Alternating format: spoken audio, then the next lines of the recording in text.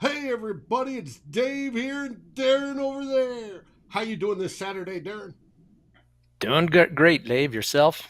I am doing okay. Been a busy last 2 days so far, and we've got a lot to discuss about because even as of today, your Minnesota Vikings, our Minnesota Vikings, the team we love to fall in love with and get disappointed from so often, is practicing.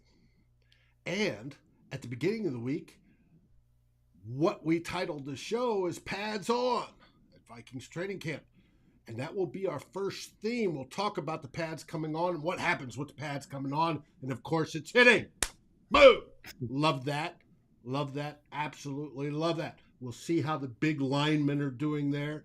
Everybody else is doing, how it's affecting who's going up in the depth chart, who's going down, who's a surprise, who's extremely disappointing so far. We'll go on from there. In our second theme, we'll talk about the rash of finger injuries it seems to be happening this last week. The biggest one being with Irv Smith's thumb. I don't know which one it is, right or left, but one of his thumbs got injured and he had to have surgery on it. We'll talk about that and the opportunities that opens up for the rest of your tight end depth chart. Can they step up and take his place? Can they make their mark, as folks would say? Then, in our final segment of today, we're going to talk about tennis. Why? Because Kirk Cousins did. And actually, it's pretty enlightening, and I'm looking forward to it. Right after this.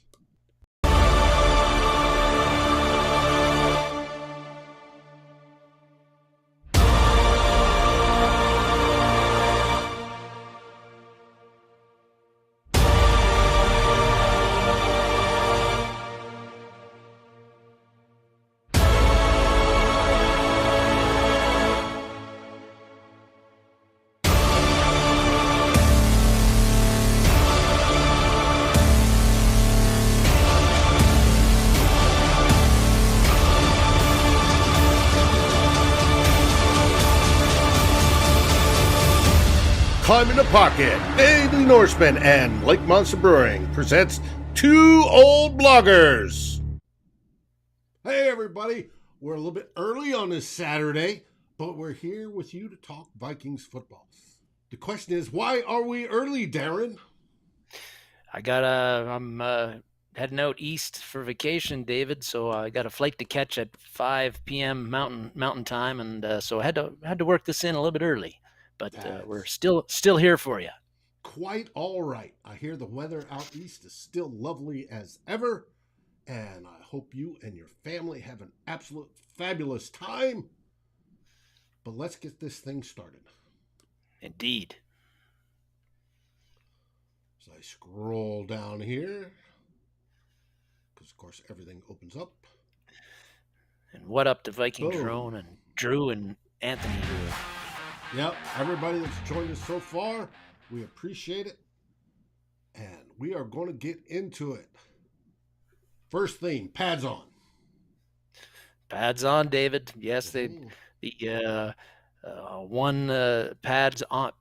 padded practices this past week. The Vikings first won a few. I guess they're having 11 out of a possible potential 16 that they're allowed to have, and I think that gets you a little bit closer to like real football, and gets us a little bit closer to determining what's going to happen with some of these positional battles and depth chart battles for the Vikings that we found. And been reading the Viking beach writers and their reports on those padded practices and non-padded practices for this past week, and a few interesting things that I've been reading about throughout the week.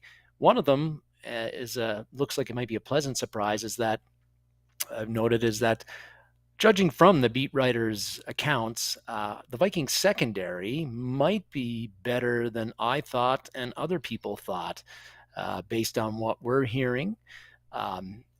Andrew Booth has been one of the stars early of the camp, partly because he's been making some nice plays, also partly because he's super confident and been super aggressive against the wide receivers that he's up against. And we lots of talk, lots of trash talk, and we'll see if he can back it up on the field. But it helps a cornerback to be confident because you're going to get beat and you have to be able to deal with that. And the best guys deal with it the best. So Booth has looked good.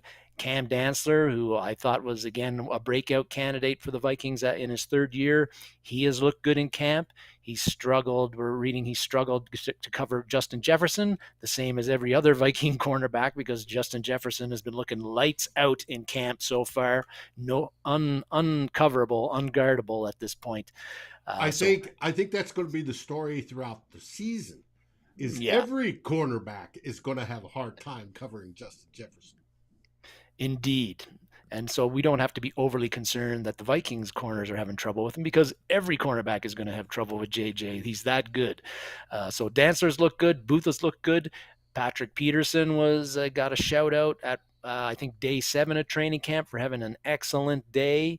And uh, Cameron Bynum has not lost his starting job yet. He's been there's been reports of him playing very strong. Lewis Seen had a strong day, I think, on day 7 as well. Broke up a few passes, intercepted one.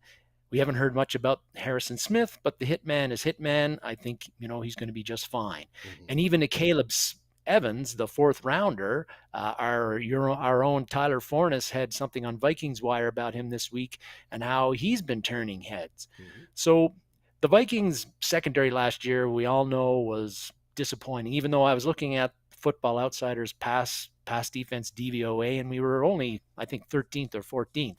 It wasn't as low as I thought, but Bashad Breeland and Mackenzie Alexander in particular were just terrible last year.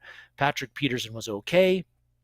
So the fact that things are looking, with what we're hearing, it's got to translate on the field, David. But if Andrew Booth can translate his strong training camp into the regular season, if Dantzler comes on like I'm expecting, if Patrick Peterson and Harrison Smith are the steady veteran presence that we expect them to be, if if Lewis Seen and Cameron Bynum keep on challenging each other to be great, even if a Caleb Evans turns out to be a bit of surprise, the Vikings pass defense at the back end, the secondary level, could be much improved from last year. And it has to be, if this defense is going to go from 31st ranked overall in the NFL last year to up in the middle area, or maybe even a little bit better. And if they are, that's going to be a huge help to the Vikings defense and their playoff hopes, because the defense just has to be better than it was last year for this team to get where it needs to go, which is to make the playoffs and be a factor in the playoffs. So hearing all this encouraging talk about our secondary players, both safeties and corners, is encouraging, because you and I and many people had a lot of concerns about the depth and even the starters. I agree. And Ed Donatell's bringing his defensive philosophy, which is different, especially on the corners. And they're going to try to be more man on type of a defense. Yes, they'll play quarters, match, and all sorts of other stuff. But if they can master the man on, it opens up that secondary to do so much, so absolute much. And you have Hitman Harry coming into the box. You got guys moving around. You can shuffle in players in and out. You could do a rotation with quality players. If you got Booth that's stepped up, and Peterson gets tired, there's so much that can be done that's bound to improve the results that we had last year. Put that on top of the defensive pass rush, especially from the edges, and I think things are looking good. And we haven't even talked about the free agent signings, lower level ones that the Vikings made in the secondary, like Chan and Sullivan and like Hairston from Denver, and what kind of what they bring to the table and how much they might help our depth and our overall secondary level of play. So really good things there. Iffy. Sullivan and Hairston are kind of iffy. We're not sure about them, Well, but I'm hearing Sullivan's doing. We're not hearing anything yeah, either way. yeah, Everybody, all the beat reporters are basically saying Sullivan's got the nickel job. Okay. They say Hairston, on the other hand, is not standing out whatsoever. So it is what it is. Once we get down here 3 weeks, less than 3 weeks from now, when they start cutting players, that'll be the time when we go, well, Hairston was a waste, but hey, it's a camp body. He had his opportunity. All these guys are having their opportunities to step up and shine. Some of them are. We're hearing Booth, Evans for the rookies, right? We're hearing, yep, like you said, Patrick Peterson and Dantzler. Hey, step up, baby. Seams stepping up, Bynum stepping up. That secondary is looking a lot healthier than it did last year. Indeed. So that's been one of the things that was noteworthy, at least from my end, about the Vikings training camp so far. Another noteworthy nugget was that Chris Reed got moved over to center this week, and Austin Schlottman got moved over to guard. If you weren't aware, and I'm sure you were, Reed was at guard at the start of training camp, and Schlottman was our backup center. That's been switched. Noteworthy because Garrett Bradbury had a really tough day against Harrison Phillips early on in training camp, got steamrolled a number of times on the one-on-ones, and of course, a lot of concerns about Garrett Bradbury. Is he the guy who can get it done as a starting center after a disappointing 3 seasons? The fact that the Kevin O'Connell and Chris Cooper and the Vikings offensive coaches have moved Reed over to as a backup center option so early, I think is noteworthy. I think others would think that as well. It indicates to me that O'Connell and the rest of the staff also have a lot of doubts from what they're seeing about whether Bradbury can get it done. Just came in less than an hour ago. I don't have the tweet. Well, I can probably copy. See if no, it won't work. A tweet from Judd Zolgad. At the beginning of the season, we heard from Kevin O'Connell and crew that, oh man, they love Bradbury. Bradbury's our guy. We look forward to what he can do. Well, it just came in. Kevin O'Connell today did his best to downplay the Garrett Bradbury's performance in camp. But he did not say it remains, but he did say it remains a competition for the center job. The next step we'll see is if Bradbury doesn't get all the snaps with the first team. Does Chris Reed suddenly move into taking some of those snaps? There's been observations this week. Chris Reed, there's been a lot of fumbled snaps from Chris Reed, but that was with Kellen Mond, who we'll get into later. Is it the quarterback or is it Chris Reed spinning up to speed? Because I really think the impression I got over the week is they're trying to spin Chris Reed up to starting speed as fast as possible, because I think they're at the point where they're starting to give up on Bradbury. Yeah, I don't recall O'Connell talking about a competition at center at all. Since, like I said, this is new today. So, that is very noteworthy that the coach would say that, probably sending a message to Bradbury, but I'm sure that's already been relayed to Bradbury. But Chris Reed is a solid lineman, a versatile lineman. And again, that the fact that the Vikings have made the switch and moved in to be the backup center so early, and we'll see how the reps and snaps with the first team go, it indicates to me that Bradbury is on a short leash with this coaching staff.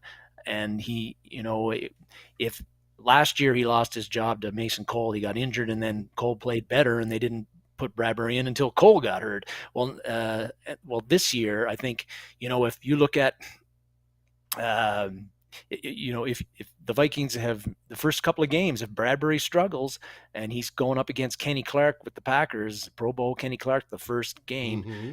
if Bradbury really struggles in those first couple of games, you could see him getting the hook.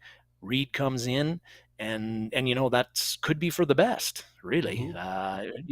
We need to get the best five guys out there, and Bradbury is not owed anything by this coaching staff.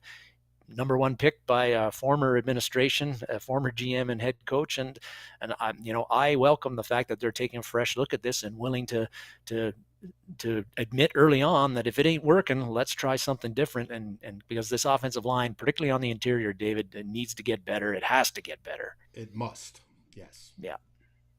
Because I sent you, not on our notes here, I sent you a link to, there was a story on quarterbacks under pressure, and we'd heard this before, and it literally showed who was worse under pressure and who was best, and they rated all the quarterbacks.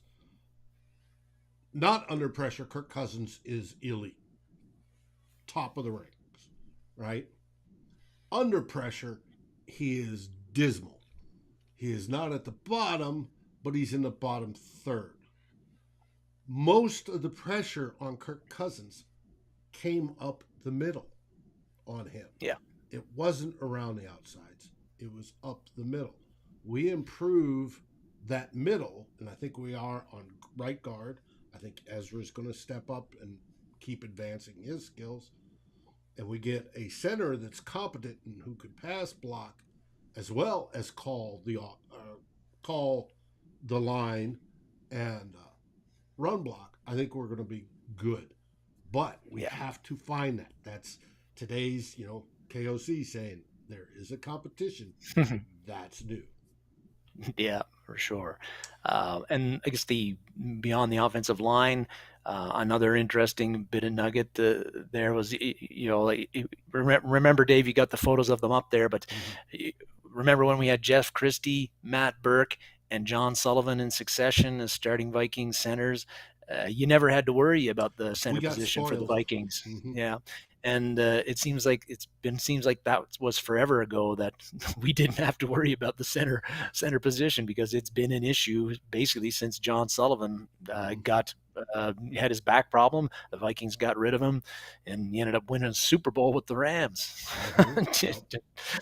But it's been a hole on this Vikings roster since Sullivan left, and it's Donnie, hopefully game changer 16. The reason I don't think they're going to try Ingram at center is because I think Ingram's got a fighting chance to win the right guard spot.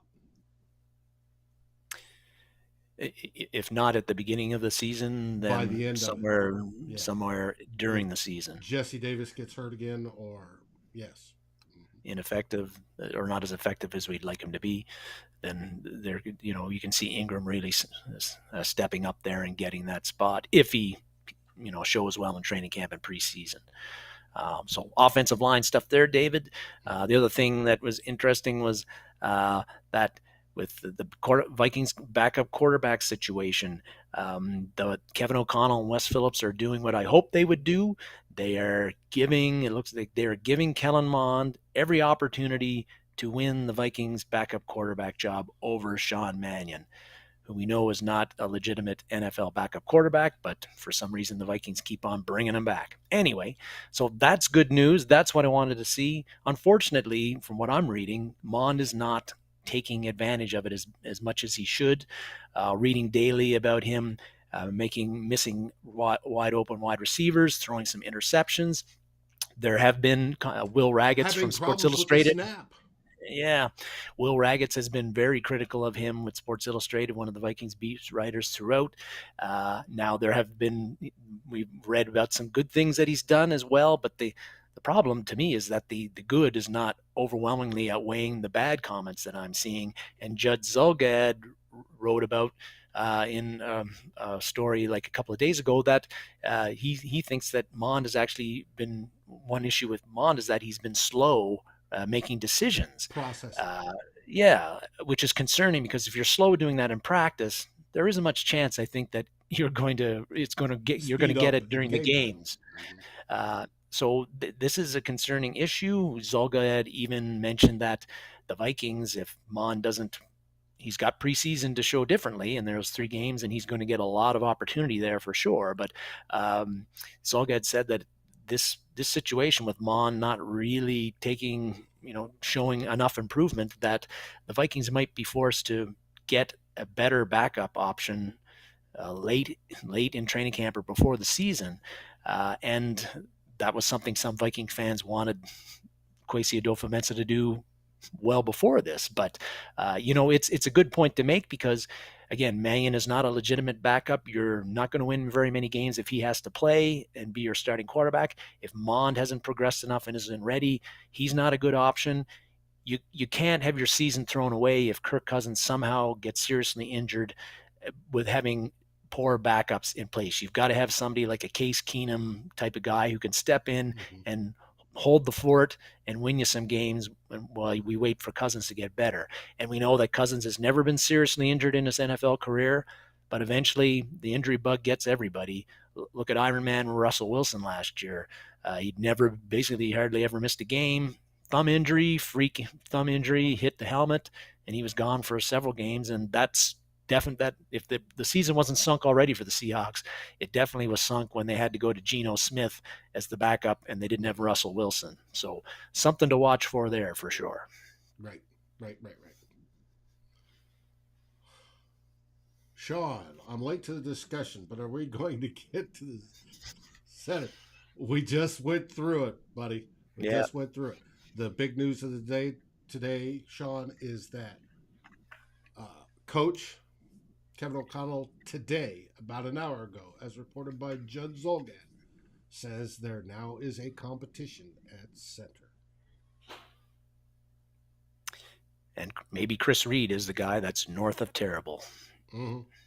So that brings us to our second theme. We are going to talk about your favorite player. Irv Smith Jr. Seems like I bring him up every second or third show, and I'm going to bring him up again because Irv Smith Jr. is injured again, hurt his thumb, head surgery.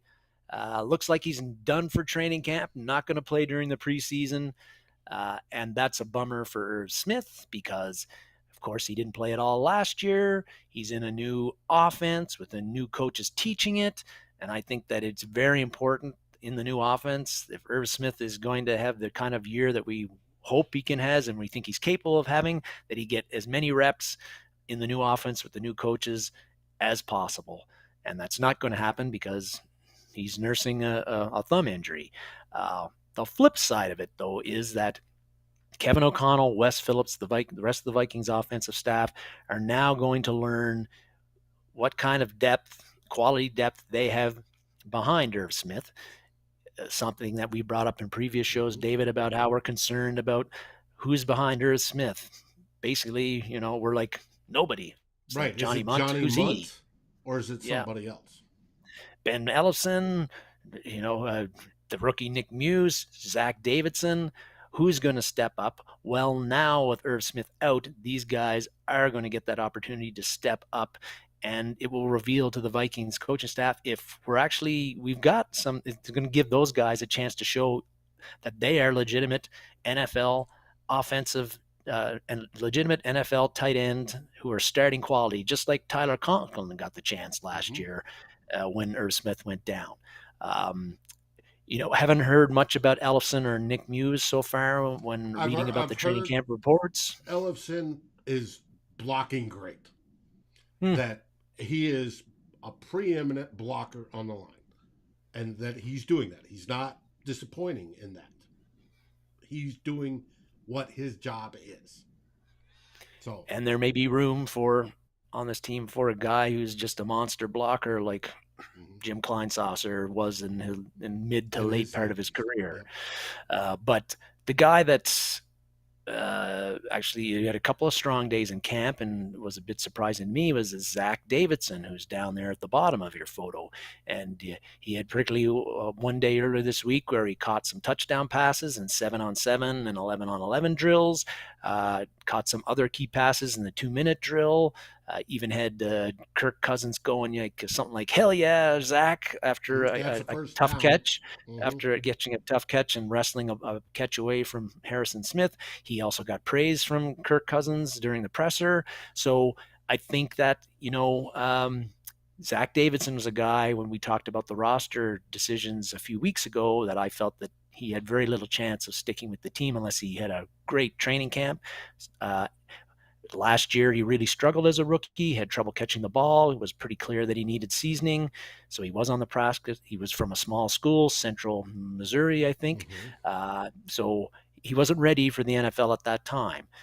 He got his year in practice squad and a chance to develop. But he is 6'6". He is very fast, and there was potential there. And right now, if he's having a couple of strong training camp practices, to me, that's encouraging. He could be, is he like a KJ Osborne type of guy that is goes from Mr. Nobody to Mr. Somebody in 12 months? It'd be great to see somebody emerge outside of Irv Smith, and maybe Zach Davidson is the guy. Really interested to see what he can do in the preseason, and whether we hear more about him in the training camp, the next coming weeks. So very intriguing.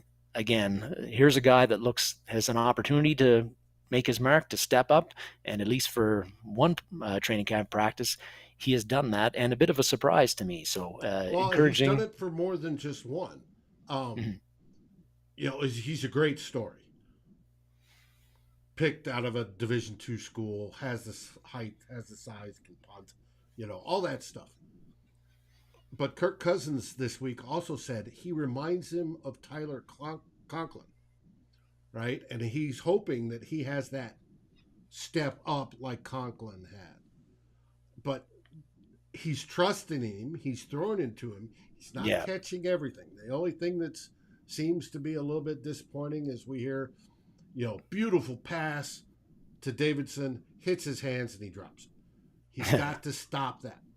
But there's other times we hear horrible pass, and he grabs this magnificent pass, touchdown, whatever it is.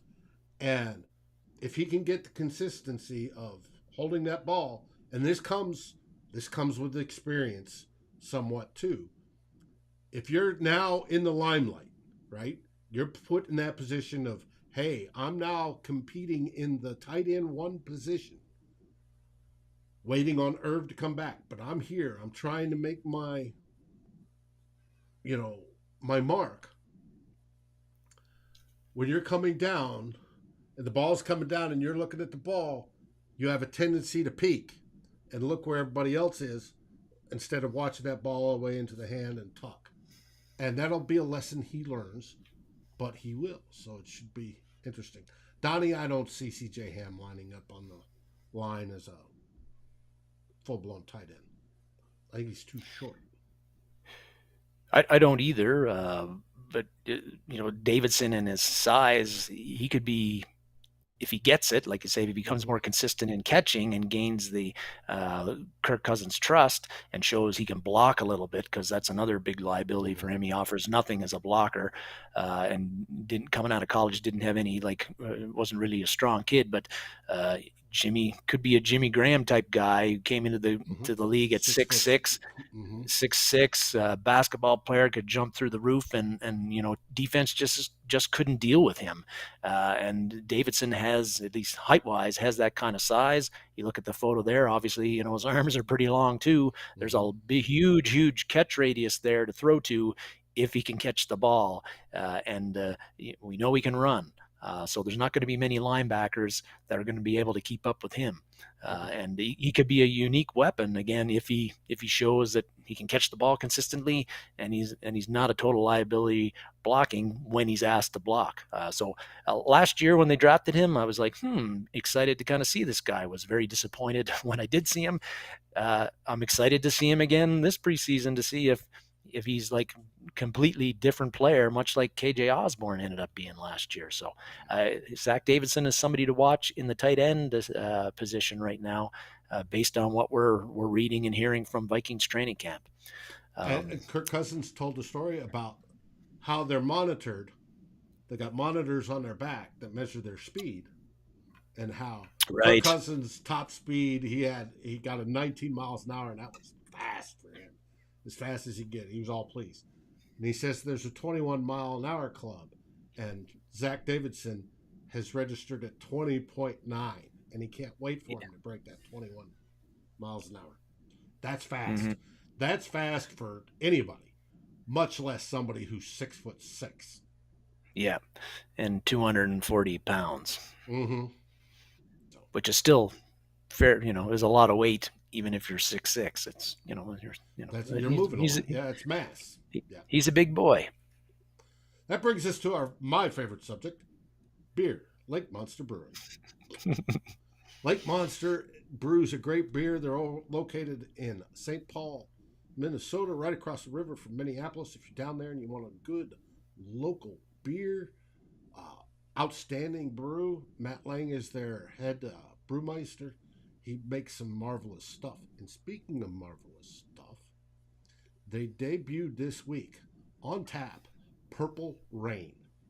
Purple Rain is a fruit-based lager, wheat beer, ale.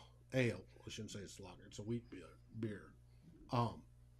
And the description is there with black currants, and Pinot Noir grapes, and elderberries, and blueberries, and blackberries. I'll bet it tastes great. I'd love to be there to test it, but I bet it tastes great. But that isn't the only thing they have this week. He has been literally busting his tail. The other new things this week, in cans, in pints, is Sudden Attack IPA. That's a 6.5 ABV. That's quite respectable. Ooh. It's pretty good.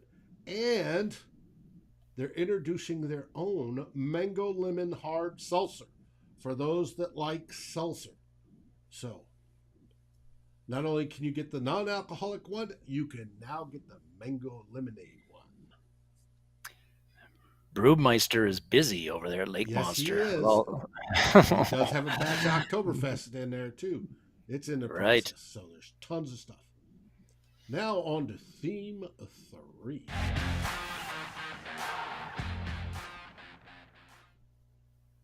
Earlier this week, or during this week, Kirk Cousins talked about, in the offseason, he started playing tennis and how it might affect him on the football field. Yes, he's talked about how David turned to playing tennis to improve his athletic abilities. And interesting, I thought both you and I found that a very interesting little nugget, because you wouldn't think that the sport that like American tennis legend Pete Sampras dominated for like a decade would help you be a better football player. And there's Pistol Pete right there, one of my favorites. But you wouldn't think that tennis would help you be a football player, but Cousins thinks it does. And it's interesting. And I actually was, I'd watched I'd watched the tennis instructional video recently of a guy who had played at UCLA Division I tennis. He's a European, but he played at UCLA, and he said that one of his drills that he gives his students and uses himself to warm up for tennis is actually to throw a football first. And he says that it's because he does that because the motion of the tennis serve and throwing a football are similar. And he also said that he thinks one of the reasons that American tennis players tend to always have very good serves from when they're youth on the way up is that a lot of them grew up playing football, so they're used to that, again, that motion. And that's one of the reasons that's one of the things that Kirk Cousins brought up about how tennis is helping him. The motion is similar. It also strengthens his throwing arm and his shoulders, which was interesting. I thought it was an interesting tidbit. And you can see there with his arm, I purposely picked up one where he's serving. Yeah. Obviously, he's throwing the ball up and he's looking at the ball. He's not looking downfield like Kirk would be. But if you look at the cock of his arm, it's in the exact same position as if he was holding the football. Yeah. And when they release, that photo doesn't show is after when he hits the ball is the way his arm goes would be the same pretty much as releasing a football. The other so the Cousins feels it helps his arm strength. The other thing that he felt it helped was maybe you want to talk a little bit about that because you were talking about it offline and how the grip helps with the the right arm and that sort of thing. But Cousins was also talking about how playing tennis helps his agility, and tennis is a game where you have to stop and start quickly. You have to go side to side quickly and in unpredictable times and unpredictable directions. And rush the net, drop back. You got to rush the net, drop back for lobs. You got to do that in football a lot, and when you're a quarterback in the passing pocket. And Cousins feel this has helped him make him more agile. I think I would agree with that. Just anecdotally from me, it seems that Cousins has been a little bit his scrambling has gotten a little bit better the past 2 years compared to when he was with us in 2018. He's willing to scramble more. He's a little bit more effective when he does, as long as he doesn't get tennis elbow. That is an issue, Raymond. It certainly is. I can tell you that myself playing it is that, yeah, you got to, if you don't serve and hit the ball properly, you're going to have a sore elbow. But Cousins didn't bring that up in his presser. No, but he didn't. The agility, I think Cousins has looked better when he scrambled. I think he's looked a little bit better evading pressure and making throws on the move than he had been earlier in his career. And he feels that the tennis and the footwork that he has to use when he's playing tennis has helped him. So even if it's a little bit, any improvement and we know, David, that today Kirk Cousins is not going to be Lamar Jackson ever, but you need today. People feel that you need a mobile quarterback to survive in this game. Kirk Cousins is not that. So any improvement in this that he can help, especially as he gets older, is a plus for him, for the Vikings offense. And this thing about in North America, we've become very focused, I think, on sports specific training. Like, kids now at an earlier age they're not doing like we used to do, Dave, where you played baseball, you played football, you played this, you played that. 3 seasons full of sports, sometimes double seasons. Doubling up during a season. And then the summer you got pickup games doing all sorts of things. Today, Canada here for hockey, it's very bad. Kids they don't just have hockey during hockey season. There's spring hockey, there's fall hockey, there's summer hockey. If you're a hockey player, there's pressure on you to play hockey and be at hockey camps all the effing time. Or get on the ice and practice. And kids aren't being multi-sport as much as they used to be. And the Russian hockey system was very famous for this, in that they had their players and they encouraged their players to play other sports during the non-hockey season, soccer, other sports, and they felt that it made them more athletic and less stiff, if it's the right word. And Cousins seems to be like following kind of that thing with using tennis to become a better athlete, which will lead him to be a better quarterback and a better football player. And again, any improvements, if Cousins is just a little bit better this year at certain things than he was last year and the year before, I think that's good news for him. It's good news for the Vikings offense. And what's good news for the Vikings offense is good news for the Vikings in 2022. Mm-hmm. Yeah. And maybe tennis is going to have a role in us making the playoffs. Yeah. And when that press conference and he talked about that came out, I instantly sent a message to my buddy Ted Glover of Vikings. What's Vikings Report? Vikings Report. Duh. It's a bitch getting old, folks. Vikings Report, and said, Ted, this will be the storyline. The Vikings will win the Super Bowl, and it'll be all because of tennis. And I think it's a great idea. It helps his mobility, helps his throwing. As you said, I talked to you offline about the grip. Holding a tennis racket is like holding a golf club, right? For a right-hander playing golf, your left hand is your grip hand. Yeah. Right? Your right hand sits on there loosely. Your left hand is your grip hand. And you build the muscles down these last two fingers, all the way up, and it goes back up, and it builds it. In tennis, it's the same thing, only it's on the right hand. The bottom two fingers, are your main grip points, builds the strength, forearm, back arm, into the shoulder, and you can control it better. Now, translate that to the ball better. Does he hold on to the ball a little better? Right? It may make a difference of one fumble loss or not, right? Or one fumble or not. Or it may help with control on the pass. We don't know. But it cannot hurt. I view this as a positive step. And right now we're hearing out of camp that Kirk Cousins is having the absolute best camp of his life. He is relaxed. He is hitting his targets. Wonder why. Yep. He is hitting his targets. There was a tweet came out, I think, yesterday or the day before. He hit a 65-yard in the air bomb, right? And that he's loving it, right? And everything looks all rosy.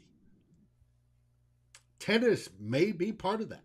And if it works, I'd get every single quarterback we draft from here on in hooked up with a tennis coach playing tennis in the offseason. Yeah, for sure.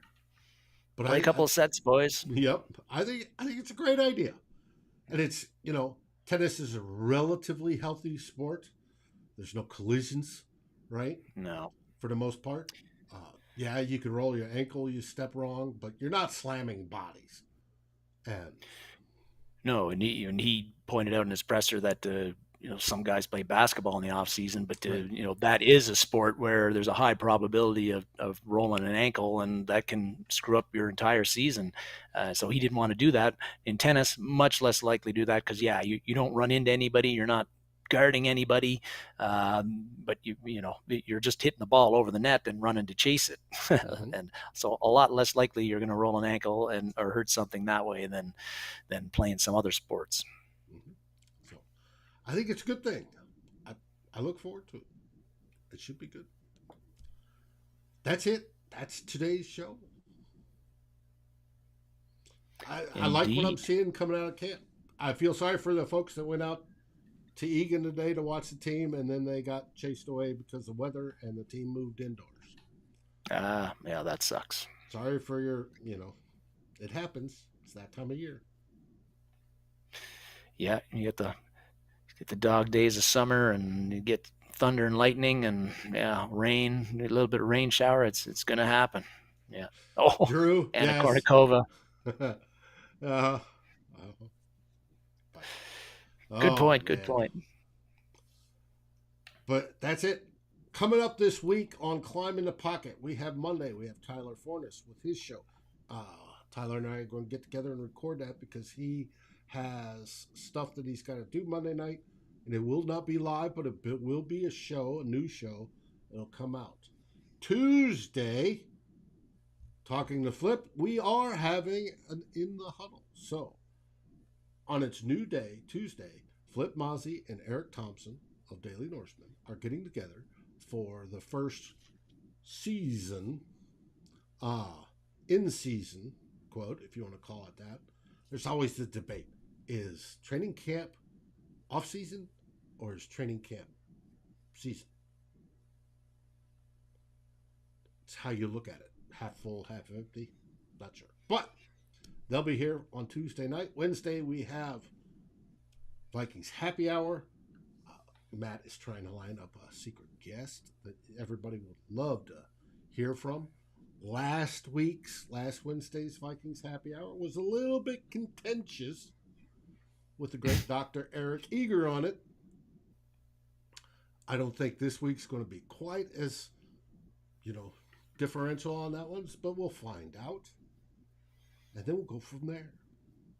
So, What's your plans while you go on vacation? Well, they got lots of family there, so we'll be moving around, seeing them, and there's beaches to go to and lobster to eat. So that'll be some of the things I'll be Mm. doing. In Nova Scotia, right? Yep. Yeah. Mm-mm-mm. Good eats. Good. Oh, and good beer. I know. I'm jealous. All right. Any last words, buddy? Well, yeah, we didn't. Just a note. I'm hoping that particularly the soft tissue injury that Kene Wangmu has Mm-hmm. had Oh yeah, we sustained, missed that. that clears itself up, because he had a knee injury last year that kept him out for a significant amount of time. I hope that this isn't something related to that, because certainly we're all expecting that.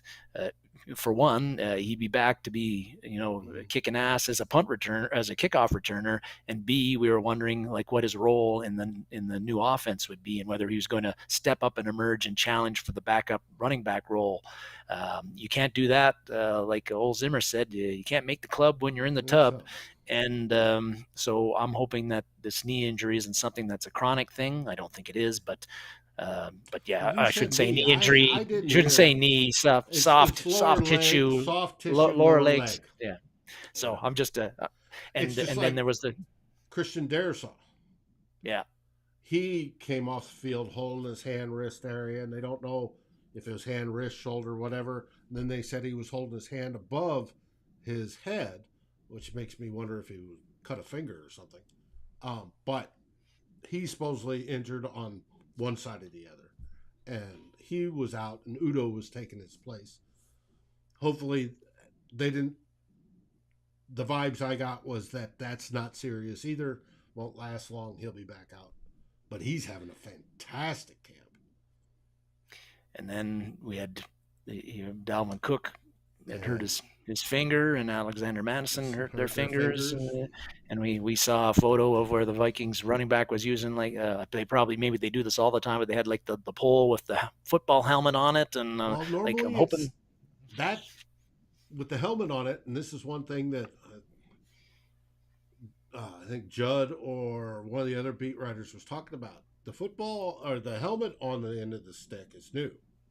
Normally, it was a padded Mm-hmm. stick that they would try to hit the ball out, but now it's a helmet, and they were wondering if that helmet could have caused the Yeah, finger or that's something to get jammed or smashed or hooked into a hole or a face mask or whatever.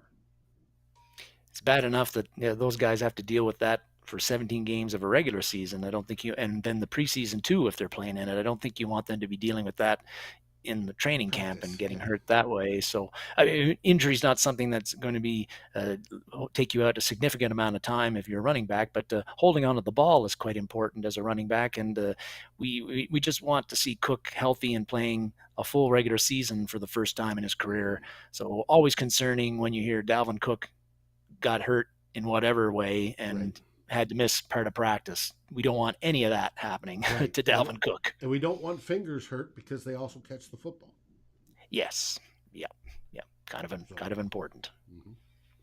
But that's it. We're just those none of those were serious injuries, or don't seem to be, but they're still bear watching. And as training camp goes on, and we get into preseason games, hopefully the nicks and injuries don't increase for the Vikings. We stay relatively healthy, because other teams have not been so lucky that way so far. Speaking of preseason games, ours is coming up a week from tomorrow. So the next two of bloggers will be doing a pregame. It'll be our first warm-up pregame show of the season. There's not much. We can't really compare. Kirk Cousins has this big of advantage over. Who are we playing? The Raiders?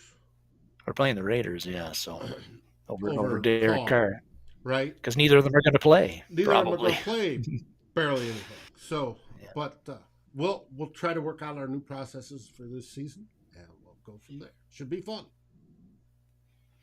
It will be. With that, what do we say?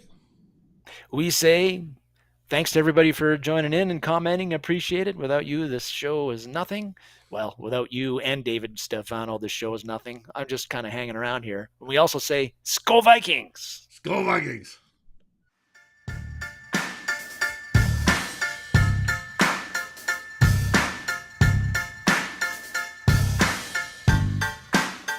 Thanks for watching. Like, subscribe, and ring the bell, and rate us on your favorite aggregator. And a special shout out goes to our partners, the Daily Norseman, where the best Vikings content can be found, and to Lake Monster Brewing, home of the best beer in Minnesota. Skol, everybody.